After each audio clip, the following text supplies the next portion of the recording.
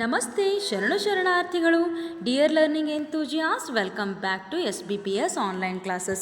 Dear students, we have started NCERT class 6th, our past one history section, chapter number 4, what books and burials tell us. This is the part 2nd video class. Let us begin our discussion with the remaining contents. The remaining content we are going to discuss, that is the 5th one, Inamgaon, burial sites and occupations. So in this video class 2, we are going to cover the topics finding out about social differences, were some burial spots meant for certain families, a special burial at Inamgaon, what skeletal studies tell us, occupations at Inamgaon, elsewhere. So let us begin our discussion finding out about social differences. Dear students, in the previous video class we had discussion on the content, the story of megaliths that we call silent sentinels. So the special burials the archaeologists found out.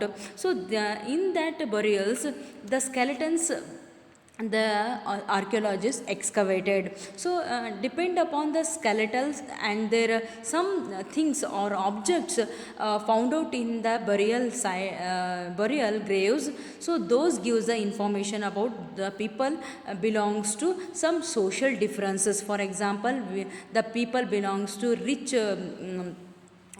people and the people belongs to poverty, and so these type of social differences we will get information about the after excavation of the skeletons and the things excavated from the burial graves. So start with the discussion, which are the social differences we can find out from the burials.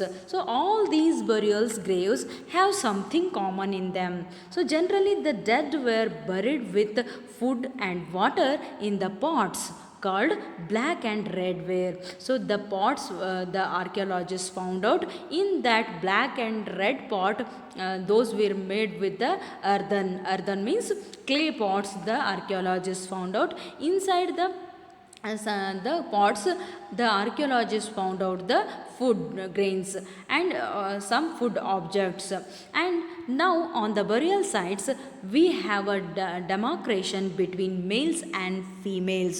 So how to categorize this skeleton belongs to female or a male? So the skeletons of females were found with more jewelry compared to the skeletons of the male, because the males wearing the jewelry, and as males were also using jewelries at that time during the 3000 to 3500 to 2700 years ago. This is the Vedic period. In Vedic period the people wore the jewelries compare the male or female. So the archaeologists found out the skeletons along with the some jewelries. So that indicates the people have interested to wear the jewelries during that period. So these jewelries are found in the metals and gold or bronze and iron. So start with the discussion. So Brahmagiri, it is the one of the place in the south western part of our Karnataka. So it is on the hill station. So the Brahmagiri was the one of the sites where a huge number of burials was seen. So burials were mainly in the form of skeletons. So inside the grave of the burial the archaeologists found out the skeletons, and along with the skeletons there were beads, bangles and shells excavated. So the beads means it is a small pearl called the beads, and bangles made with the gold or iron, and shells means the one of the ocean object that we call shell that made by the one of the insect inside the ocean. So these shells were used for the making the jewelry. So their jewelry is made with the metals and the shells as well as pearls. So this information we will get from the burials besides of the skeletons. and start with the reading, finding out about social differences. So which are the social differences we can find out from the burial graves? So for example, archaeologists think that objects found with the skeleton probably belong to the dead persons.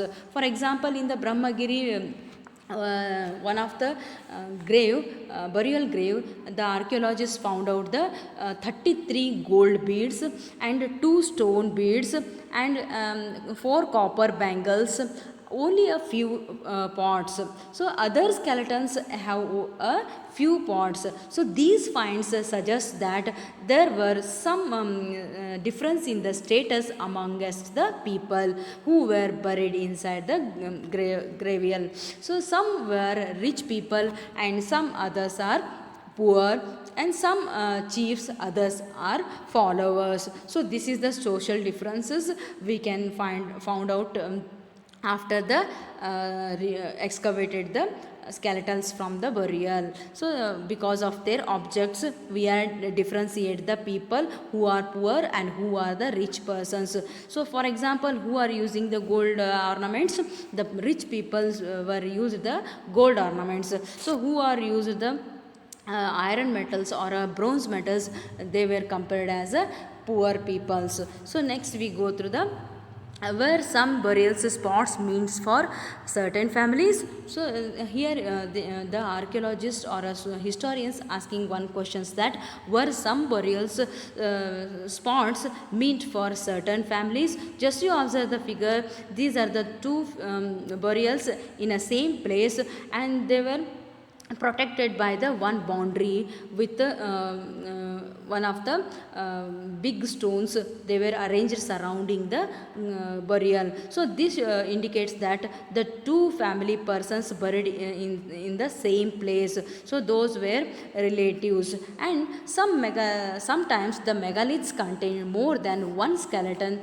and these indicate that people perhaps belonging to the same family were buried in the same place, though not at the same time. So the bodies of those who died later were brought into the grave through the portholes. So inside the burial, one more hole they were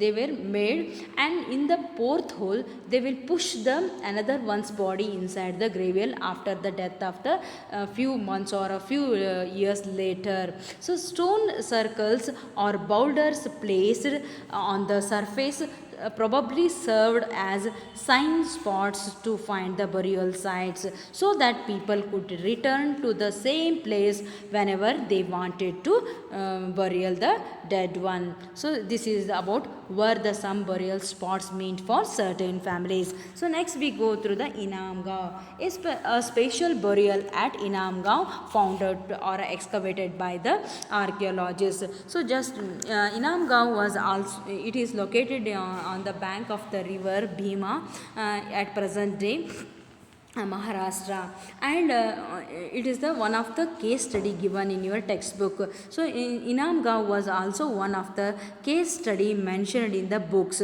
So it is a site on the river Ghod. So it is the not Bhima, it is a tributary of the Bhima river that we call Ghod. So Ghod, on the bank of the river Ghod, the Inamgaon, it is the one of the site was located. So it was occupied between 3600 and 2700 years ago.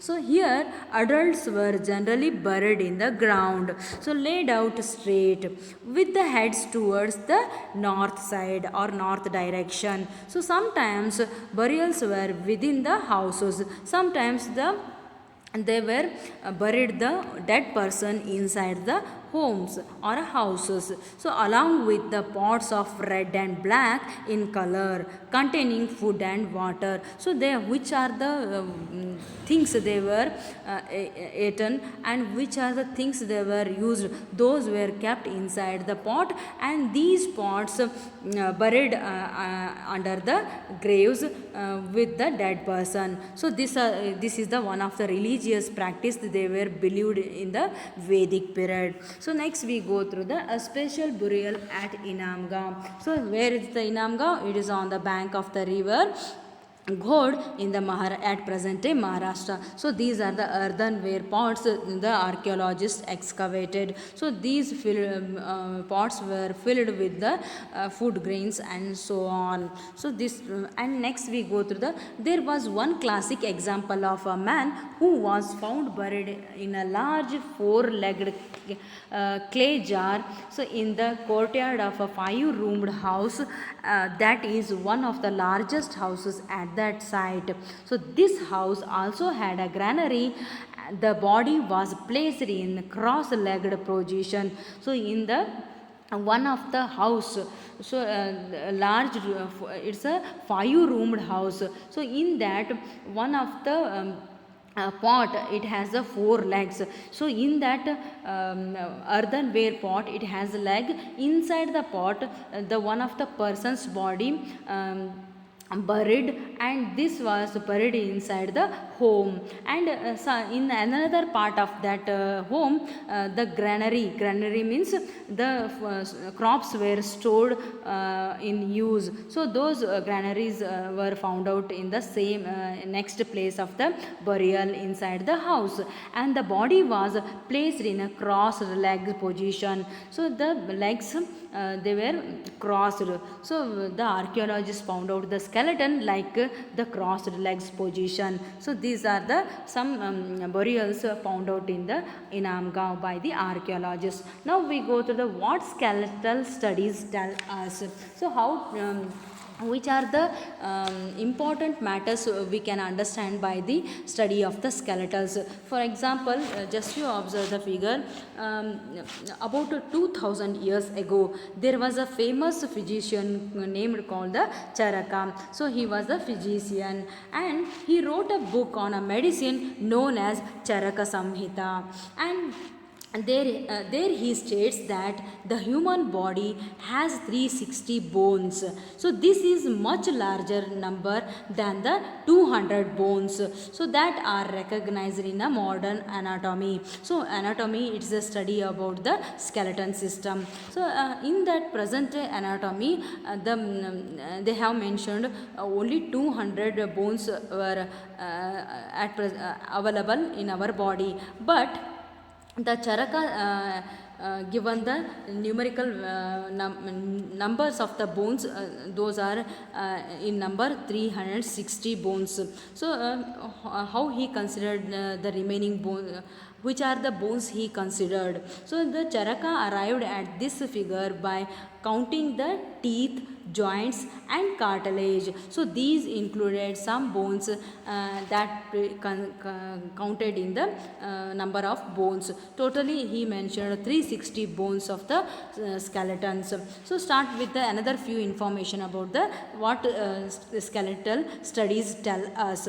To check out that the skeleton was of a male or female, how to check the skeleton belongs to male or female? So depend upon the pelvic area. What is the meaning of pelvic area? So the pelvic area which was a larger size was considered for a woman due to the childbearing capacity. So and the pelvic area is the more larger than the male pelvic area compared to the woman. So because women's due to the childbearing capacity their pelvic area is larger in size. So thus there were various differences found in the skeleton during the excavations. For example, besides the skeleton, some of the ornaments the archaeologists found out. So those ornaments indicates that the person belongs to male or female.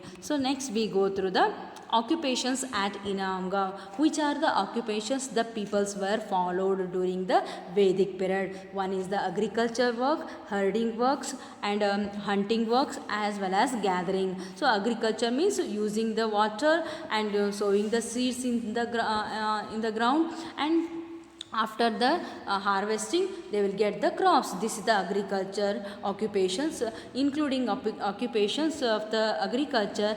They were done another one occupation, that is a herding. Herding means cattle herding for grazing animals who are giving the milk, and the milk production, what we call milch cattle. So they were reared the milch cattle, and they were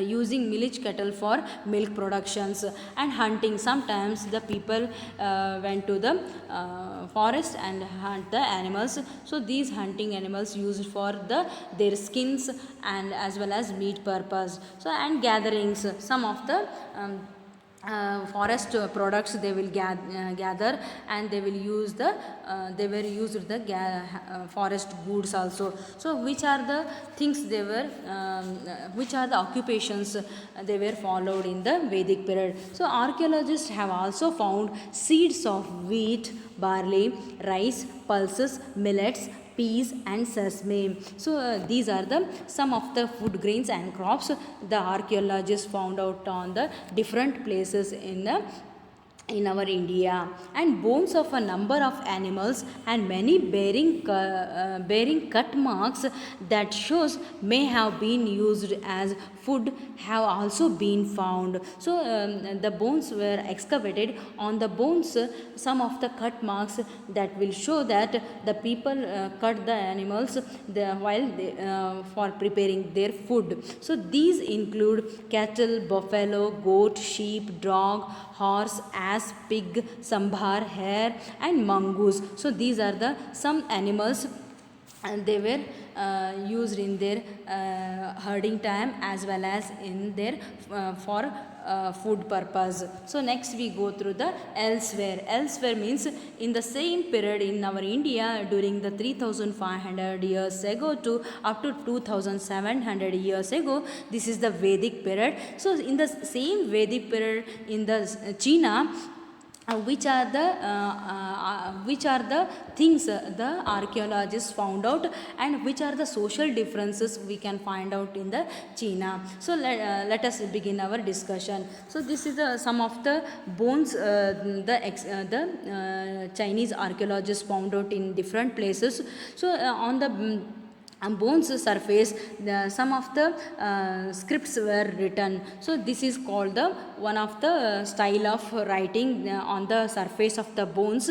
So this style of writing is called the oracle writing. So start with the discussion. There are also some examples of the skeleton of some animals of China. The special thing about the skeleton was oracle bones. These bones were bones of the animals have some writings on them. So these animals bones, on the surface of the bones they were written some scripts or alphabets or numbers. So those indicates that this writing style is called the oracle bones, and these are belongs to animals. The most interesting part about the bones was that these bones were heated and cracked. So long period they were buried under the ground. Sometimes they were heated or cracked also. So and next we go to the based on the shape they get after cracking, the fortune was predicted by the fortune teller, and definitely there were mistakes, but it was a common practice in the major part of China.